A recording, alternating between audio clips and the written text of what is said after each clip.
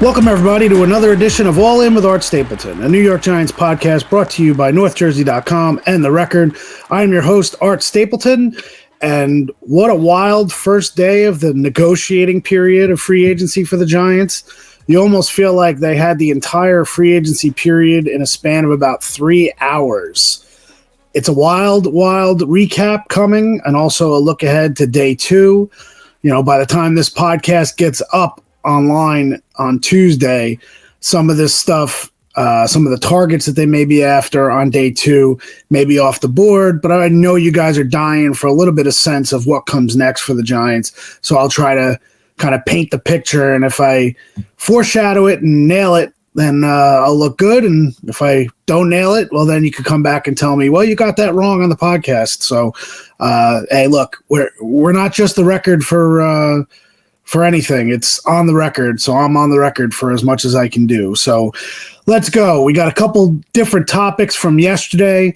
I think one departure is a big story, and obviously one arrival is a big story, and that's Saquon Barkley going and Brian Burns coming. Let's talk Brian Burns first, and then we'll get into Saquon and everything that went down with the former number 26 of Big Blue, Brian Burns. Now, I've told you this story before in free agency, and sometimes it's hard to pin down rumors. You go through fan chats and Reddit and the DMs on Twitter/X, and everyone wants to know, how come you're not checking on these rumors? Burns is coming. Burns is coming. I first got an inkling and a couple different crumbs or nuggets, however you want to talk about it, over the weekend. And it made sense to me in terms of the connection that Joe Schoen has with Dan Morgan, the new general manager in Carolina. So I started making calls and reaching out to different people in the league, both inside the Giants organization and outside. And to be perfectly honest, I got nowhere. But the more people that reached out asking me, hey, is there anything to this? Is there anything to this? The more I kept checking. And what you have to realize from a Giants perspective, they don't want this trade to blow up in their faces. So they're certainly not going to reach out to reporters. And I'm probably not the only one, but I think I was ahead of the curve, at least making that connection as far as Brian Burns is concerned. And I don't believe that they wanted to blow anything up.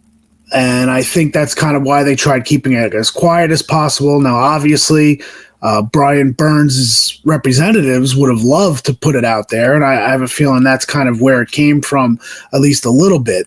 So I can tell you that yesterday I woke up and, again, try to put the full court press on, maybe more of a 2-3 zone, trying to figure out what's going on with Burns. Is there any legitimacy to it?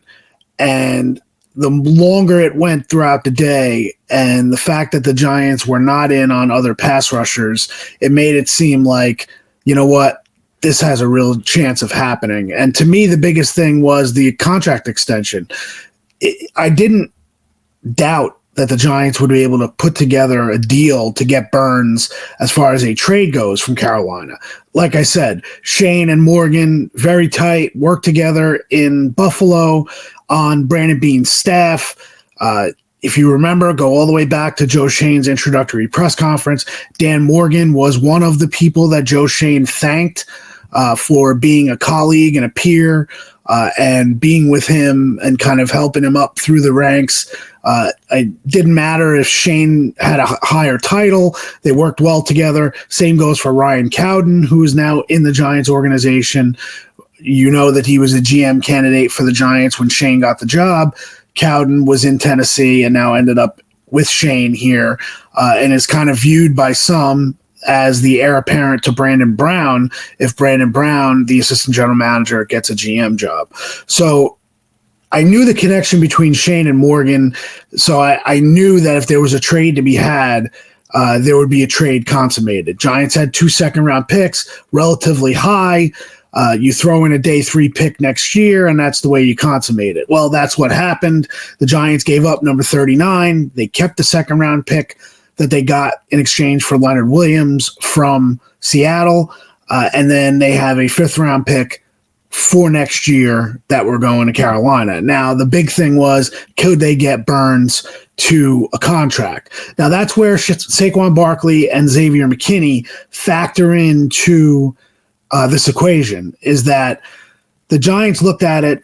Burns had said in previous weeks he wanted $30 million a year. And for a legit pass rusher that he is in this league, going to be 26 next month, you knew you were going to have to pay.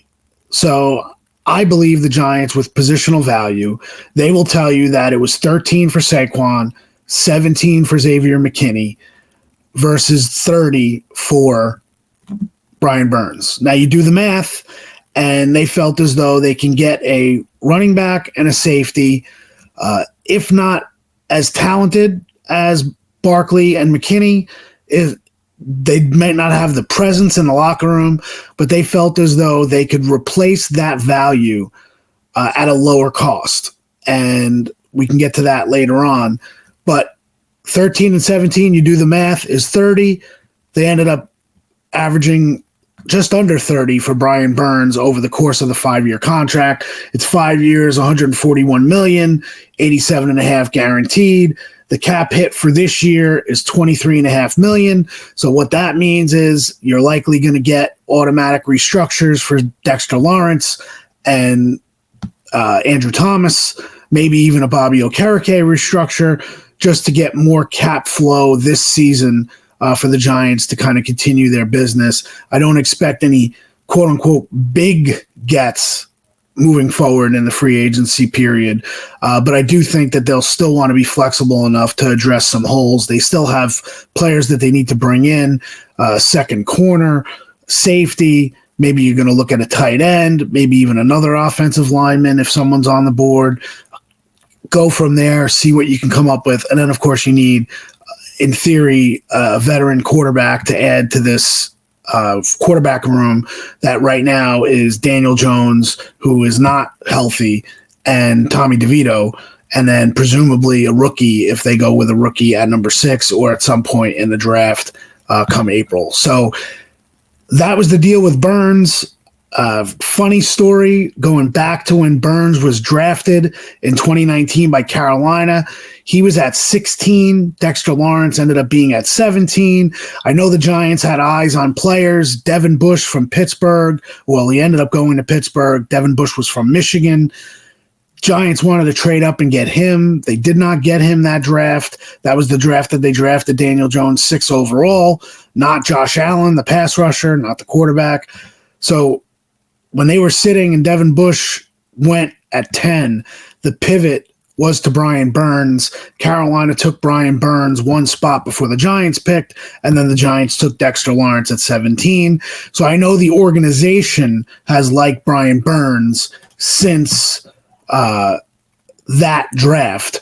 And then when you consider, the funny story for me is that usually this time of year on social media, I end up following all of the prospects that I believe are, in the Giants window of guys that they may consider.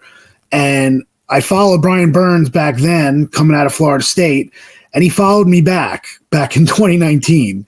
And to this day, we still follow each other on social media. Now, I haven't had any conversations with Brian Burns, but I do think it's kind of funny that I believe that Brian Burns has always had his eye on the Big Apple and the Giants. And from that draft on, I think he thought he was coming to New York. We'll obviously have opportunities to ask him about that, but just kind of shows you some little things that happen. So Burns and I are buddies on social media. Not really, but we will be. So, great nickname, Fire Burns. He's, you're talking about the emojis are made for him online, between the fire emoji and then his nickname of Spider-Man. He does the sack celebration of the Spidey crouch, kind of shooting the webs. That's kind of cool. And I think the big part of this was the Giants looked at, how can we add foundational pieces to this roster, whether it's on offense or defense? And I believe when you look at a defensive line and Cam Jordan, the all-pro defensive lineman from the Saints, who's kind of 1 foot in the league, 1 foot into media. He's a guy who will really be, a contender for the Hall of Fame at some point. That's how good Cam Jordan has been in his career in New Orleans. He tweeted yesterday, a defensive line of Dexter Lawrence, Kayvon Thibodeau, and Brian Burns. Wow. And that's what Joe Schoen wanted to do here. You've got Dexter, 26. Brian Burns will be 26 next month. Kayvon's at 23. Bobby Okereke is going to be 28. And Deonte Banks is 23. So those are your cornerstone pieces on defense. Do you need more? Absolutely. Would you have liked Xavier McKinney? Sure. But not at the price point that he ended up signing, $17 million a year in Green Bay. Good for X. Moving on. So Brian Burns coming into the fold. We'll obviously have more on Brian Burns as we move ahead, but I got to grade that one an A for the Giants and where they've kind of added to that edge position. Now, do they move away from that now in the draft? Possibly. Maybe they add to that position in the draft. Who knows? But I think you're going to see Shane Bowen's defense try to rely on the front four a lot more to get pressure. Wink Martindale's defense relied on blitzing. It doesn't mean that Bowen is not going to blitz, but his pressure is going to come from his front. And that's good news for Kayvon Thibodeau, Brian Burns, Dexter Lawrence, and then we'll see what else the Giants add up front. Complementary pieces, not necessarily a big-time prospect or a player off of the market. All right, so that's where we're at with Brian Burns. That's kind of the lead story. The second story that you can argue is a lead story, but since it happened so early in the day, I think it kind of faded a little bit, and that's Saquon Barkley. I know I told you over the weekend that Philly was not an option. That's essentially because I was told by people close to the situation that Saquon felt like Philly was not an option. And yet, as I tweeted and as I reported, the idea is that things are so fluid in free agency that something can change drastically on a dime. And that's exactly what happened. Philly's interest was real, and they came with the number, and they got Saquon Barkley, $26 million guaranteed over the course of the contract with the Eagles. And here's my take on the Barkley situation from a couple different angles. Number one, the Giants wanted Saquon Barkley back, but not at his price. Saquon Barkley wanted to be back with the Giants, but not with their price. Do I believe that the Giants were eager for a reset on offense to not have this offense built around Saquon Barkley? Absolutely.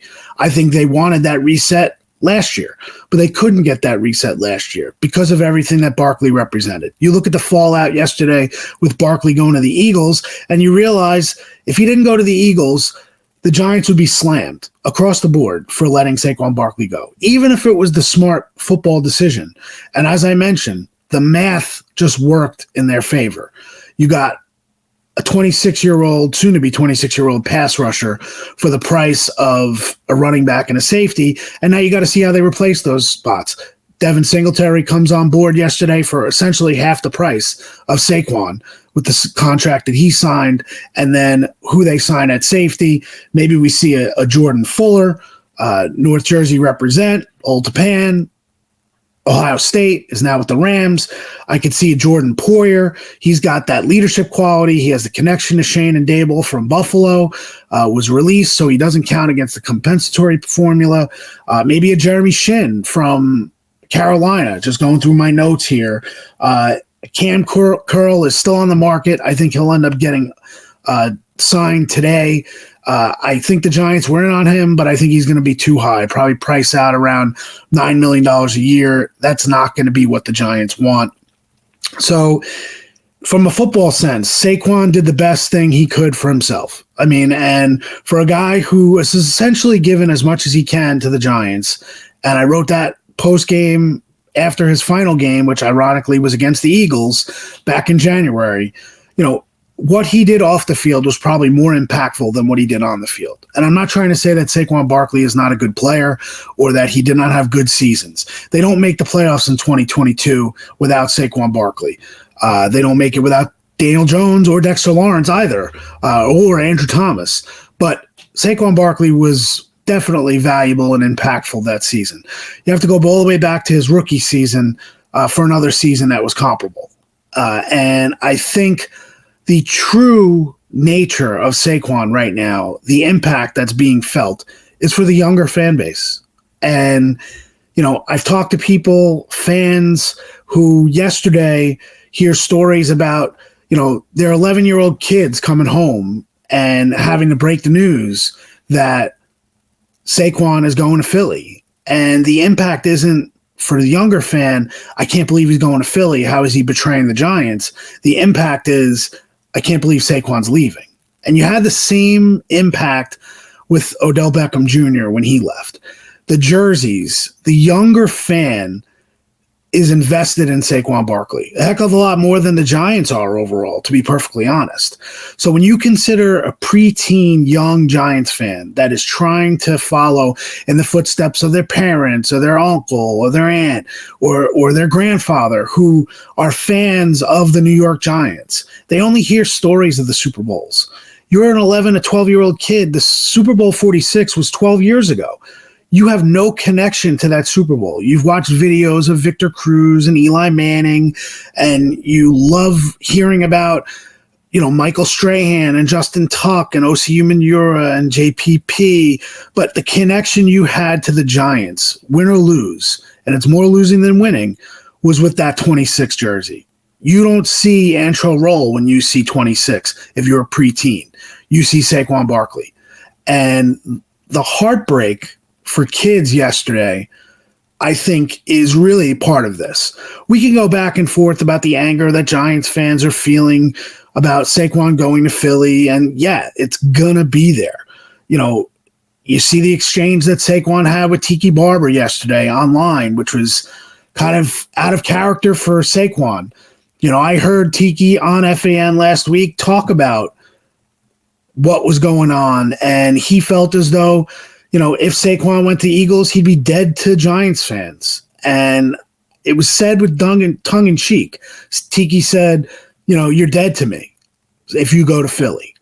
Now, obviously, hearing it and then reading it on a meme that was made, Saquon saw the meme. I don't think he read it. I don't think he heard it. I think he read it. And fired back at Tiki yesterday. And it was pretty vicious for what social media can be. And we all know how vicious social media can be. Saquon going after Tiki, kind of, hinting about Tiki's issues with the Giants fan base and the Giants back when he called out Eli back in 2006, and how he left the Giants for retirement in 2006, and bad-mouthing Tom Coughlin a little bit. Saquon kind of dredged that up yesterday, and I think he was stung by what he perceived as a shot from Tiki Barber. Well, I can tell you this. Tiki Barber and Saquon Barkley have not been as close as people would like to think. I believe it goes back, and from people I've talked to, it goes back to the 2020 season opener, Giants, Steelers at MetLife, no fans in the building. And that night, Saquon had a nightmare in pass protection. And that week, Tiki came out and criticized Saquon for his pass protection. And I'm not saying Tiki was solely involved with or solely responsible for Saquon and how he felt going to Chicago week 2, but Saquon had this feeling that he had to step up and prove himself. And that was the game that he tore his ACL. You talk to Saquon, he feels as though he put too much into that game and probably resulted in part to the injury. So that relationship with Tiki and Saquon, I don't think it was ever great. And it kind of bubbled over yesterday. And I can feel where Saquon's coming from. Look, I wanted to be here. They didn't want to pay me. They didn't want to pay me what the Eagles paid me. Why would the Eagles pay me what I wanted and the Giants wouldn't? That's part of it. That's part of the free agency process. And the Giants had their number and Saquon had his number and the Eagles met it and the Giants didn't. But back to that young fan.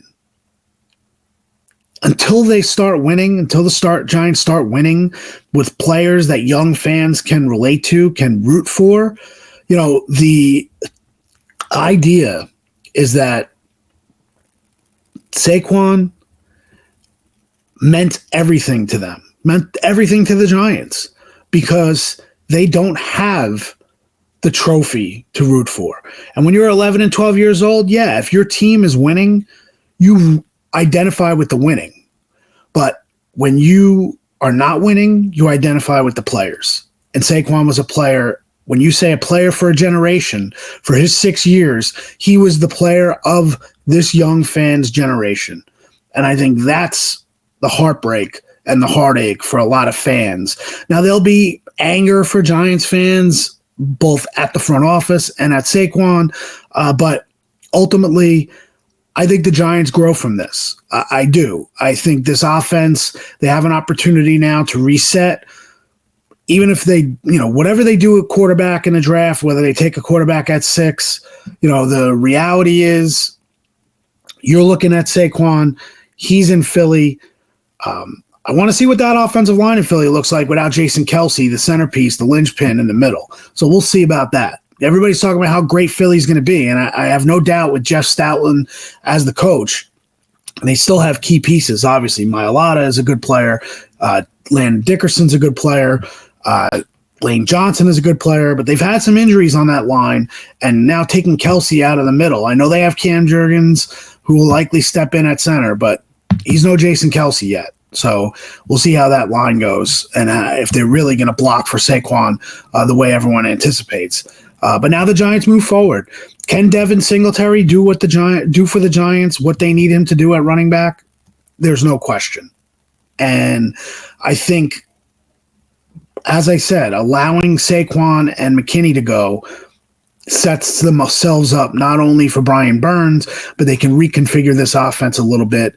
And what Brian Dable wants to do offensively, I think that's what they'll try to do. So we'll have more on Saquon. I'm sure I'll have a press conference at some point. We'll have reaction to that.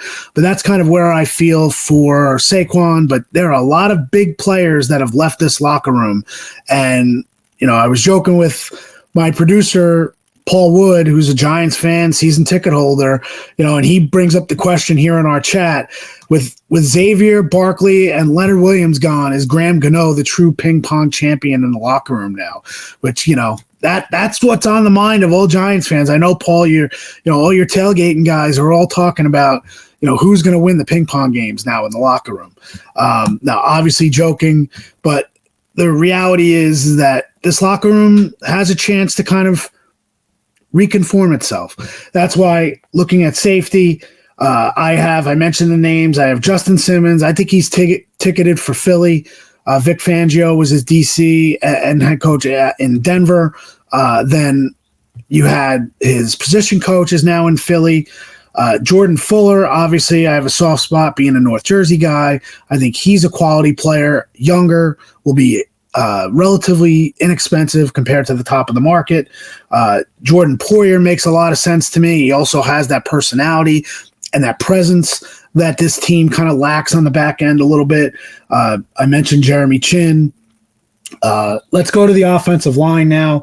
The two guys, I know there are people who are upset, who are saying that, why didn't the Giants go and get a big player off of the market? Why didn't they go for Mike Nwanu with the Patriots, who $19 million at the top of the market?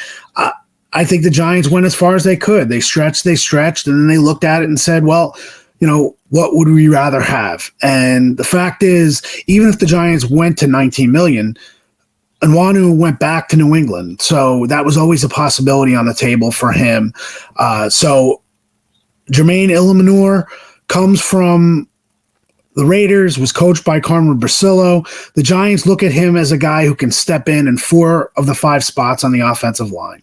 He can fill in at tackle and guard on both sides. He can be the swing tackle. He can challenge Evan Neal at right tackle. If Evan Neal does not play well and does not come back well from a disaster of a second year, then Illuminor can step in at right tackle and they move. Now, the Giants still need another guard to really pencil in at the starting lineup.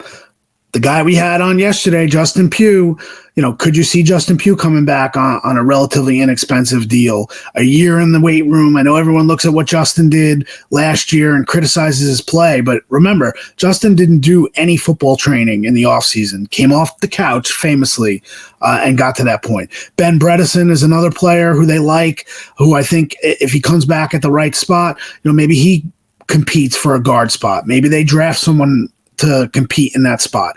But the other one is John Runyon Jr. I told the story yesterday, the connection between John Runyon Sr., Eagles great, Michael Strahan, the battles.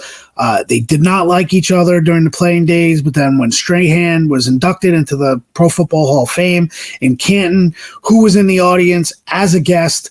John Runyon. Strahan shouted him out in his press conference, talked about how he made him better. So it's kind of funny that Saquon joins the Eagles and John Runyon's kid. Now, who knows? Maybe the Giants will go draft Jeremiah Trotter Jr. too to kind of keep that, flip-flopping of the Eagles-Giants rivalry. But Runyon, economical, 3 years, $30 million. I know people have brought up Mark Glowinski's contract that Joe Shane signed first year, and there's a little trepidation. Will Runyon be what Glowinski was, which really was a disappointment as a free agent signing? The reality is Runyon was an ascending player at the end of last year, can play either guard spot, gives you some flexibility. He's 26 years old.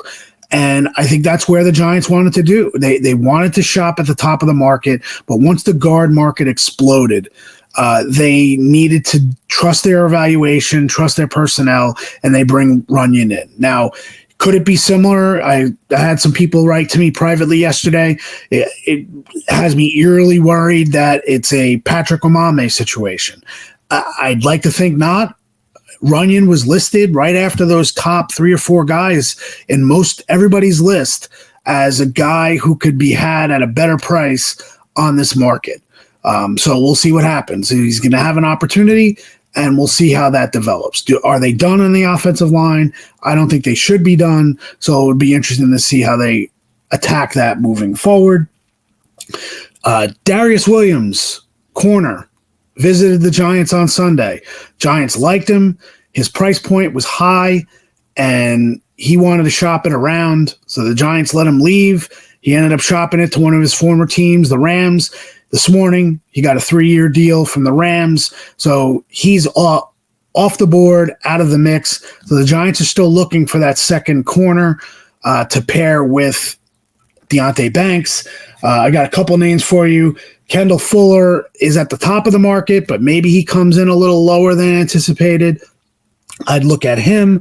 Tre'Davious White has had some serious injuries over the last couple years, but we know when healthy, he's as talented as any corner in the league. Obviously, Shane knows him from Buffalo. Could he be had on a prove-it deal 1 year at an economical price? Another guy is Christian Fulton, who is probably right in their price range, was in Tennessee last year with Shane Bowen. He's a guy who's young. So maybe if the Giants make a commitment to him, and if Bowen believes in him, and then also if Jerome Henderson believes in him, maybe they could bring him in and into a situation now where he can kind of take that next step for this team. You guys know in the draft, I love Max Milton from Rutgers. I see him as a 3rd-round pick or an early 4th-round pick. To be that slot guy, to be in the nickel. I think he can play right away. I think he would fit the Bowen defense perfectly. So that's a guy I have my eye on in the draft. He had a great combine, kind of checked every box. So I like his attitude. He's kind of got a little bit of an edge, Mad Max. So Melton's a guy that I think as we move forward here, maybe the Giants keep an eye on. The quarterback situation, Sam Darnold off the board to the Vikings. I floated that out there. Tyrod Taylor signing with the Jets. $9 million a year to go to the Jets. The Jets weren't going to get caught with no backup like they did last year with Aaron Rodgers. So Tyrod does not leave New Jersey, but he stays in MetLife only to the Jets. So where do the Giants go from here? There are names that are out there at quarterback, Josh Dobbs, Tyler Huntley, Jameis Winston.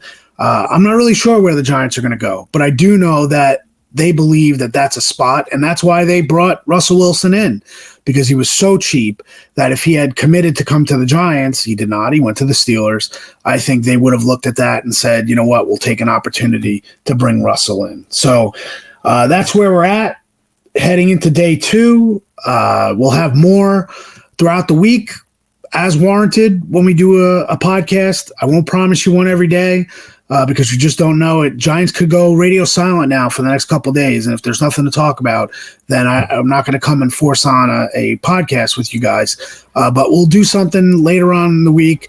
If it's tomorrow, if it's the next day, we'll just have to wait and see. So appreciate you being all in as always. Make sure you keep checking all my coverage on NorthJersey.com. And for Paul Wood, I'm Art Stapleton. Thanks for being all in, and we'll stay all in with you guys too. Enjoy the free agency, and we'll be back soon.